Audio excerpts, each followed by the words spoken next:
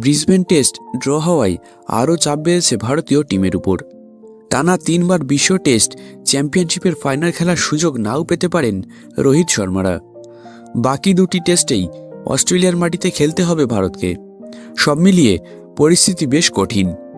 অস্ট্রেলিয়ার বিরুদ্ধে 3 নম্বর test draw হওয়ায় ভারতের টেস্ট বিশ্বকাপ ফাইনাল খেলার সম্ভাবনা টিকে রইল। প্যাট কামিন্সদের পরের দুটি টেস্টে হারিয়ে 3-1 ব্যবধানে সিরিজ জিততে পারলে রোহিতদের ফাইনাল খেলা নিশ্চিত। সেক্ষেত্রে ভারতের পয়েন্ট হবে 60.5%। শ্রীলঙ্কা সফরে গিয়ে অস্ট্রেলিয়া দুটি টেস্ট জিতলেও ভারতকে টপকাতে পারবে না। তবে অস্ট্রেলিয়ার মাটিতে পরপর দুটি টেস্ট জেতা সহজ নয়। বিশেষ করে রোহিত, বিরাট কোহলি, ঋষভ পন্থের ফর্ম তেমন আশাবাদীও করছে না। পরের দুটি টেস্টে একটি ভারত জিতলে এবং অন্যটি হারলে সিরিজ শেষ হবে 2-2-এ। ফলে সেক্ষেত্রে পরিস্থিতি আরও কঠিন হবে ভারতের জন্য। ফাইনাল খেলার সম্ভাবনা সম্পূর্ণ শেষ না হলেও রোহিতদের তাকিয়ে থাকতে হবে অন্য সিরিজগুলির ফলের দিকে।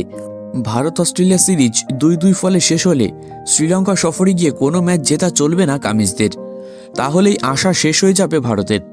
শ্রীলঙ্কা 1-0 ব্যবধানে সিরিজ জিতলে টেস্ট বিশ্বকাপ ফাইনালের দৌড় থেকে ছিটকে যাবে অস্ট্রেলিয়া।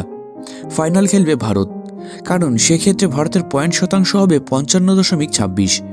অন্যদিকে অস্ট্রেলিয়ার পয়েন্ট হবে 53.5। আরও একটি সম্ভাবনা রয়েছে ভারতীয় টিমের সামনে।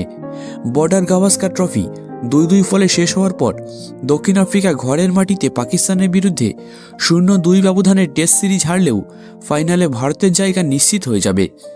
সেক্ষেত্রে ভারতের পয়েন্ট শতাংশ 55.26 এবং সাউথ আফ্রিকার 52.57।